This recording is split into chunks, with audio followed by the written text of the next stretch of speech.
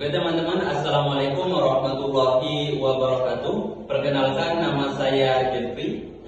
Perkenalkan, nama saya Rosita Dewi. Nah, oke teman-teman, di sini kami akan membawakan podcast pada malam hari ini yang insya Allah yang bertemakan tentang Pengembangan dakwah di dunia bisnis. Nah, mungkin nih dari teman-teman nih mungkin nanya, kenapa kok kita harus mengambil tema pengembangan dakwah di dunia bisnis? Nah, karena yang kita tahu ya, apalagi kita ini ada di daerah atau negara Indonesia, dan di mana di negara kita ini, itu salah satu metode yang kita ambil itu, yang digunakan oleh wali-wali itu, mengambil salah satu metode penjualan atau berdagang, dengan kata lain bisnis atau berwirausaha. Nah, habis ini akan dikupas tuntas oleh narasumber kita yang bernama Saudara Ali Maki. Nah, beliau adalah salah satu mahasiswa lulusan sarjana hukum. Dan beliau juga untuk soal masalah dakwah nggak usah ditanya. Soalnya beliau adalah salah satu lulusan pondok pesantren yang sudah mengabdi di pondok itu selama 10 tahun. Nah, betul. Nah, mungkin lebih enaknya nanti bisa dipaparkan langsung ya. Nah, mungkin hanya itu sih dari kami. Nah, dari teman-teman sini kita lanjut ke narasumber kita untuk memaparkan tentang pengembangan dakwah di dunia bisnis. Nah, oke, kami persilahkan dengan hormat. Baik, alhamdulillah, terima kasih kepada saudara Jeffrey sama Rosita ya, tentunya semuanya selamat berbahagia, kawan-kawan semuanya yang menonton mungkin ya. Nah, alhamdulillah ya, memang tadi betul itu bahwa memang salah satu jalur dakwah itu ya salah satunya melewati jalur perdagangan. Nah, kemudian ada juga dari pernikahan, kemudian ada juga yang dari pendidikan, politik, dan dari namanya kultur budaya. Kan di Nusantara itu rata-rata, betul ya? Betul. Nah, terus yang paling enak sebetulnya jalur pernikahan. Nah, itu sebenarnya paling enak. Cuman ini menarik topiknya. Di satu sisi memang hari ini yang paling penting itu adalah soal ekonomi, karena namanya bisnis pasti menyangkut ekonomi, teman-teman, betul ya? Nah, tibanya ini menarik untuk kita bahas, apalagi di generasi Z tadi yang sempat disinggung. Nah, karena kita bisa lihat hari ini generasi Gen Z itu banyak yang banyak membuang waktu, kemudian banyak yang menjadi pengangguran, banyak yang tidak produktif lah bahasanya. Mungkin dikarenakan apa ya, semakin canggih teknologi, semakin banyak yang pengangguran dan nganggur justru ya. Mungkin itu bagian dari ujian bagi kita. Tetapi intinya dengan tema tadi sudah dipaparkan bahwa pengembangan dakwah ya di dunia bisnis ya, atau di dalam bisnis itu memang patut kita bahas. Pertama, kalau ngobrolin dakwah itu apa sih? Dakwah itu kan semacam ibaratnya mengajak. Tetapi konotasi dakwah ini kita mengajaknya ke hal yang positif. Nah, gitu. Nah, sering orang mengartikan bahwa dakwah itu adalah soal keagamaan doang. Nah, ini nih yang kadang bermasalah gitu, bahwa dakwah itu hanya menyampaikan keagamaan doang, padahal inti dari kata dakwah ini bukan hanya soal dalam hal agama, tapi inti dalam segala hal yang menyangkut baik buat masa depan seseorang atau buat kehidupan, kan gitu. Dakwah semua sebetulnya. Dan dakwah itu hampir semua orang di profesinya masing-masing pasti melakukan dakwah. Ada memang orang, kalau kata kiai saya dulu di pesantren, beliau pernah bilang gini, kalau semua tibanya santri saya jadi dokter, nah siapa nih yang mau jadi politikus? Kalau semuanya jadi guru, siapa nih yang mau jadi dokter? Kata beliau. Nah, artinya memang dakwah ini tidak semata-mata hanya berkonotasi atau ibaratnya hanya bisa dilakukan oleh ustaz atau kiai.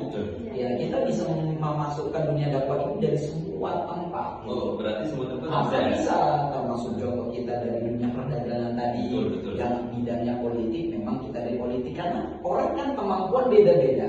Sedangkan sifatnya Islam itu lahir ke dunia yang memang rahmatan lil alamin, benar kan? Rahmat buat semesta alam.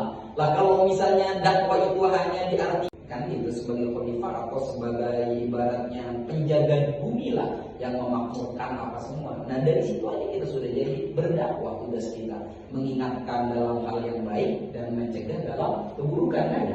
Nah, jadi intinya kan gitu, betul nggak? Sehingga kita menjadi orang yang bermanfaat. Nah itu intinya dakwah, mengajak seseorang kepada kebaikan. Nah, semangat saya seperti itu dakwah. Jadi kita ini sebagai generasi Z jangan terlalu kaku juga. Karena selama saya juga di pesantren, dulu saya sempat berpikirnya bahwa dakwah itu seolah-olah hanya haknya seorang ustaz, haknya seorang kiai. Seolah-olah kami yang berprofesi sebagai pengusaha, kami yang berprofesi sebagai dokter, kami tidak bisa berdakwah. Semuanya bisa, padahal semuanya bisa gitu, tetapi dengan cara yang berbeda-beda. Nah, maka dakwah di dalam dunia bisnis ini, ya ini penting. Karena kita bisa lihat salah satu masuknya Islam ke Nusantara ini melewati Aceh apa semua di sejarah itu di Nusantara itu memang melewati jalur perdagangan ya gitu. Jadi memang jalur perdagangannya kuat banget, kental banget, dan memang disampaikannya bisa di pasar-pasar apa semuanya gitu selain dari pernikahan dan lain-lain kan. Nah tetapi intinya ketika kita sudah melakukan dakwah, nantinya tibanya dakwah. Nah dari dunia bisnis ini, nah ini yang penting di bisnis. Nah, betul. Obrolin bisnis. Betul ya. Kan soal uang. Sambung bawahnya dengan dakwah. Betul ya. Nah sekarang gini, hari ini hampir 80% orang itu ya mungkin ya karena faktor sumber daya manusia berpikir bahwa orang yang kesehariannya sering melakukan bisnis dan tibanya dia jarang, bukan tidak pernah ya, hanya jarang saja mengikuti kegiatan-kegiatan agama, contoh kayak misalnya perkumpulan agama atau apa, pengajian, selawatan, hanya jarang aja, karena dia punya kesibukan bisnis nih. Nanti banyak kadang orang berpikirnya ngapain hidup, cuma mikirin dunia doang, ngapain ngejar dunia. Nah ini yang mindsetnya yang hari ini keliru. Bahwa teman-teman kita harus sadari untuk mencapai akhirat, ya memang jembatannya dunia. Siapapun nanti lo akan dapat surga atau neraka ya tergantung lo maksimalin di dunia kan gitu. Nah artinya kita nggak boleh kebolak-balik, itu pertama intinya. Bisa jadi orang walaupun kita kan sudah pernah dengar sejarah tuh ada seorang ini apa sahabat tiba-tiba dia sering di masjid, sama ada seorang yang habis dari masjid dia bekerja. Nah kemudian apa? Bahkan para sahabat termasuk sahabat-sahabat terdekat Rasulullah pun lebih senang kepada orang yang setelah dia beribadah di masjid dia keluar, karena memang ada ayatnya gitu. Jadi memang dijelaskan bahwa di dalam surah di dalam salah satu ayat yang nanti bisa ditampilkan bahwa memang dijelaskan ketika kita sudah ibaratnya melakukan sholat maka bertebaranlah di bumi kan gitu, kita bertebaran kemudian habis itu kita mencari makan dan carilah karunia Allah kan gitu. Nah dan ayat terakhir ini kurang lebihnya dan ingatlah Allah sebanyak-banyaknya, artinya memang kita diperintahkan untuk mencari nafkah kan itu, mencari yang namanya ininya Allah ya, rezeki yang Allah berikan, karunia yang ada di dunia. Dan itu gak bisa didapat hanya dengan cara diem doang gitu ya. Harus ada ikhtiar bahasanya kan gitu. Nah itu penting. Nah termasuk dari dunia bisnis. Maka mindset itu dulu, jangan sampai kiranya hanya ada orang yang tibanya karena kesehariannya dia sibuk dengan dunia usahanya, dia sibuk dengan dunia bisnisnya, gara-gara dia jarang sering kumpul di kegiatan agama, padahal dia gak meninggalkan kewajiban-kewajibannya di dalam dunia agama, malah dikiranya dia hidupnya mengejar dunia. Betul. Padahal dia ya memang betul, siapa sih yang gak ngejar dunia? Kita mengejar dunia ini untuk kebaikan, betul ya?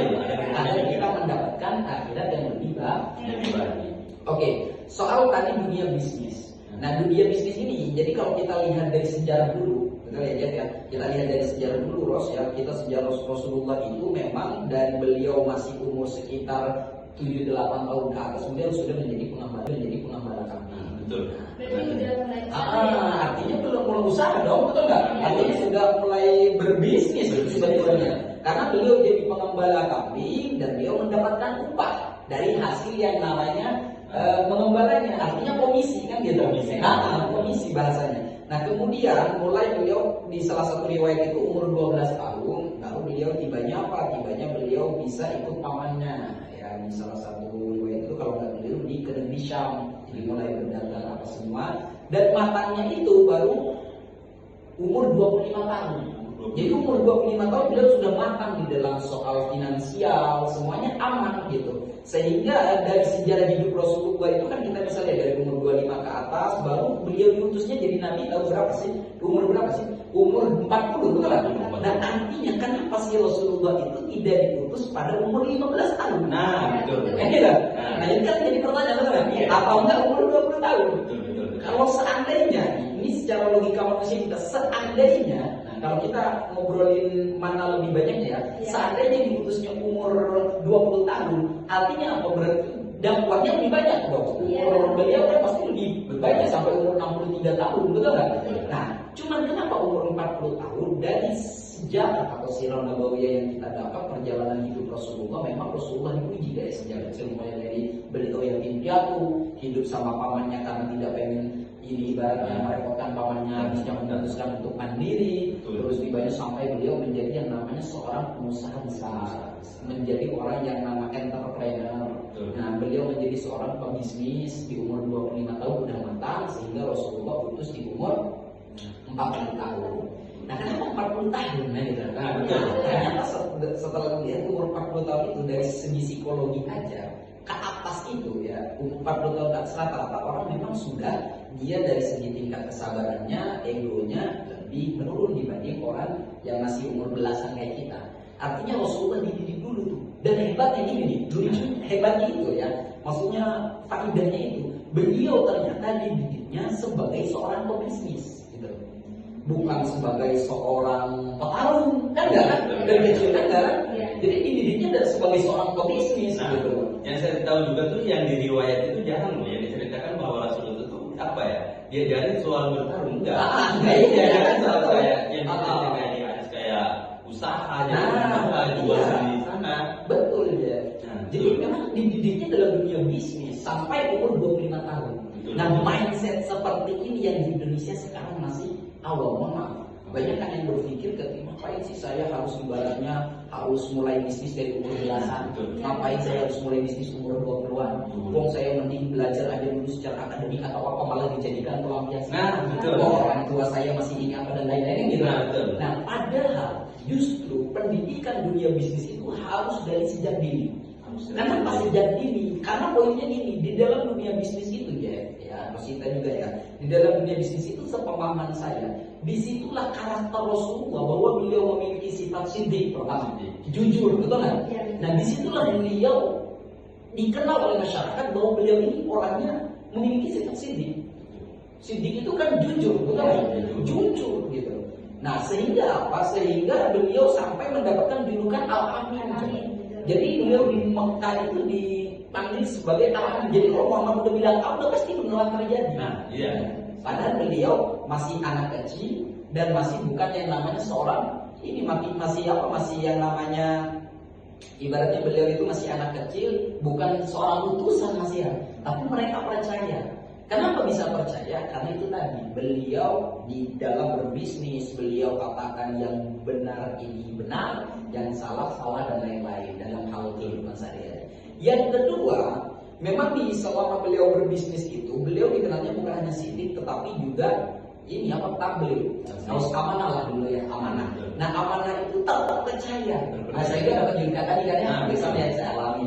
Nah kemudian ya siddiq amanah, kemudian tabligh. Nah dunia bisnis itu memang harus mampu bernegosiasi kan gitu. Kita berbicara. Sama kemarin saya ini kata guru saya, orang yang jago marketing maksudnya orang yang jago dalam dunia pemasaran marketing ya nggak akan kelaparan di mana aja. Kata guru saya gitu kemarin. Nah kemudian juga yang terakhir itu tawanan. Nah disitulah faktor kecerdasan masuk. Tetapi kecerdasan ini bukan hal inti. Artinya di dalam hidup kecerdasan itu adalah bagian paling akhir. Yang paling penting adalah dari kejujuran seseorang. Nah itulah di dunia bisnis ya. Sehingga Rasulullah ketika sudah terpercaya di kalangan masyarakat Arab waktu itu yang notabene adalah orang-orang jahiliyah, tibanya ketika beliau diputus ya hampir ada yang percaya juga gitu. Kenapa? Karena memang beliau sudah terkenalnya dari dulu hidupnya tidak pernah niko-niko. Nah sekarang ini yang kita lihat, harusnya yang kalau memang benar umat muslim itu rata-rata memang mencontohi beliau dari sejak dini Dan usul saya bahkan di dunia pendidikan harusnya dari pendidikan sejak ini sudah dimasukkan itu apa kewirausahaan, diajarkan berdagang, diajarkan berbisnis sebelum menginjak umur 25. Karena nggak harus nunggu tua ya Kak? iya, nggak harus. Nah di Indonesia itu ya, Bros ya. Rata-rata mikirnya apa coba? Wah nanti saya baru umur 25, lulus kuliah dulu. betul. Atau saya lulus kuliah baru nanti saya cari duit sekarang mah. Ya apa kata orang tua? Nah itu mental seperti itu yang nanti akan menjadi habit. Ketika sudah menjadi habit, itu akan menjadi sebuah karakter. Nah ketika sudah menjadi sebuah karakter, maka itu akan menjadi sebuah masa depan. Jadi masa depan dia itu akan terbaca. Jadi kalau hari ini ya, kan kita lagi training orang-orang tibanya lulus dia jadi pengangguran banyak, angka pengangguran banyak di Indonesia. Yang menurut saya bukan seolah-olah hanya masalah pemerintah, tetapi memang banyak anak muda yang ketika dari usia mudanya tidak didoktrin oleh gurunya, temannya, dosennya, orang tuanya untuk memulai sebuah usaha atau bisnis. Karena lingkungan berpengaruh, faktornya macam-macam ya. Bisa dari teman, bisa dari guru, bisa dari pendidikan dan lain-lain. Intinya hari ini dakwah melewati bisnis sebagaimana yang kita lihat di Nusantara. Kemudian kita lihat bagaimana Rasulullah membangun branding dirinya. Ya beliau iya personal brandingnya dibangun pertama kan bukan sebagai seorang ustaz, bukan sebagai seorang kiai. Nah itu tadi kembali ke yang tadi, dakwah itu bukan hanya milik ustaz, bukan hanya milik kiai. Nah kita yang pengusaha-pengusaha ini masa nggak boleh berdakwah. Nah brandingnya Rasulullah dimulai dari seorang yatim piatu. Tibanya beliau lahir dari seorang pengembala kambing, dari orang yang hanya awalnya kerja pekerja, habisnya menjadi seorang pebisnis yang mahir.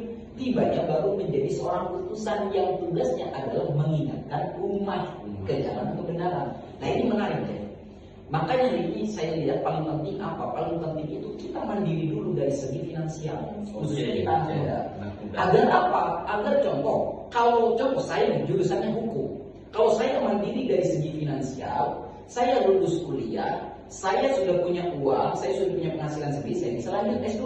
Betul. Ketika saya lanjut S2, makin lanjut, contoh saya lulus S2, saya bisa jadi dosen. Betul. Dan ketika saya jadi dosen, saya tidak, pikiran saya tidak akan kebingungan soal duit. Nah, berarti nggak berharap. Karena saya sudah jadi pebisnis. Nah itu kan ajarannya Rasulullah dari dulu, betul nggak? Kan Rasulullah bukan orang miskin. Benar. Nah ini saya harus dulu ya. Karena banyak orang berpikirnya bahwa Rasulullah itu udah hidup itu nikmati apa yang ada. Kalau Rasulullah dan para sahabat kan sudah membuktikan. Pasti sering dengar dong. Nah iya, saya juga sering dengar. Tetapi kan mereka tidak paham. Betul. Kalau Rasulullah itu menikahi suaraku itu maharnya dia kan lumayan ya. Ada dalam salah satu riwayat ada yang 100 unta. Wah, satu unta berapa coy? Jadi ada nih 10 ya, dari 10 sahabat Rasulullah yang dijamin masuk surga ya. Sebetulnya beliau ini 9 orang ini semuanya kaya. Salah satunya Abdurrahman bin Auf yang sampai hari ini harta kekayaannya tetap dinikmati sama orang-orang yang ada di sana. Coba bayangin berapa banyak kekayaannya. Kan gitu. Betul. Iya, artinya Islam itu gak pernah ngajarin miskin. Nah, cuman kadang kita menganggapnya kalau kaya disandingkan dengan Islam, seolah-olah kaya ini keburukan. Iya, betul Pak. Padahal tidak ada Allah Maha Miskin. Allah itu Maha Kaya. Yang ada Allah Maha Kaya. Maka penting itu dunia bisnis sama ibaratnya apa? Dunia bisnis sama yang namanya dakwah. Nah itu penting. Apalagi pendakwah yang pebisnis. Wah itu mah. Apa pebisnis yang pendakwah bahasanya? Karena selain dia bisa bersedekah, maka tibanya dia juga akan bisa menyampaikan kebaikan. Awal bahasanya gini, kita nggak bisa menasihati orang dalam kondisi dia lapar. Susah masuk pikiran. Allah itu ada, dia lagi kelaparan. Dia mengaku berdirinya dia lagi kelaparan bos. Ya, tugas kita kasih dulu makan. Kita ingatin, mungkin yang menggerakkan saya di sini adalah Allah. Nah, Allah karena saya juga makhluk Allah, kamu juga makhluk Allah. Maksudnya gitu. Nah, artinya memang hari ini kesadaran itu harus dibangun. Nah, paling enak itu memang ya kita jadi pebisnis, tibanya baru kita berdakwah. Bebas dakwahnya pilih. Kalau kita bisa menjadi guru, kamu mau jadi dosen, saya mau jadi politikus, tapi kalau kamu sudah punya bisnis dan punya uang untuk biaya hidup kamu dan keluarga kamu kan udah enak. Dakwah dulu dari diri sendiri. Gitu ya. Diingetin diri sendiri dulu. Kalau ya terus keluarga dulu diselamatin, baru nanti orang lain. Gitu ya. Nah, sampai sini jelas? Jelas. Kak. Oke. Ada lagi? Oke, nih dari Kak Ali. Kalau dari pesan untuk generasi Gen Z sekarang nih apa nih menurut Kakak? Kan tadi kan udah sangat jelas tuh karakter kan yang udah dijelasin sama Kak Ali kan. Kalau kita memulai usaha gak harus nunggu tuh, harus mulainya dari sejak usia dini. Karena kayak ya kanjeng Rasulullah sudah mencontohkan. Iya kan. Baik, pesan ya. Iya. Nah, pesannya sih sebetulnya sederhana. Nah, sebetulnya banyak ajaran-ajaran di situ bagus, termasuk salah satunya di hadis riwayat Tirmizi itu ya teman-teman semuanya, termasuk kita dulu nih pesannya, benar nggak? Ya, bahwa di hadis Tirmizi itu ini hadis yang membuat saya ajib banget, ini pegangan kan gitu ya, bahwa bekerjalah untuk duniamu seakan-akan engkau akan hidup selamanya. Gitu. Kemudian bekerjalah untuk akhiratmu seakan-akan engkau akan mati esok. Nah, ini sangat filosofis bagus gitu. Artinya kalau kita menjalankan satu hadis ini aja, waduh hidup kita udah pasti masya Allah banget gitu ya. Nah, kita patut mulai sekarang dan semuanya, bismillah semuanya jadi ini kepada kawan-kawan ya. Kalau ramai nanti ya kita lanjutin lagi ya. Karena keterbatasan waktu ya. Sebetulnya banyak nih kalau kita bahas bagus banget. Kalau ramai lanjutkan. Ya.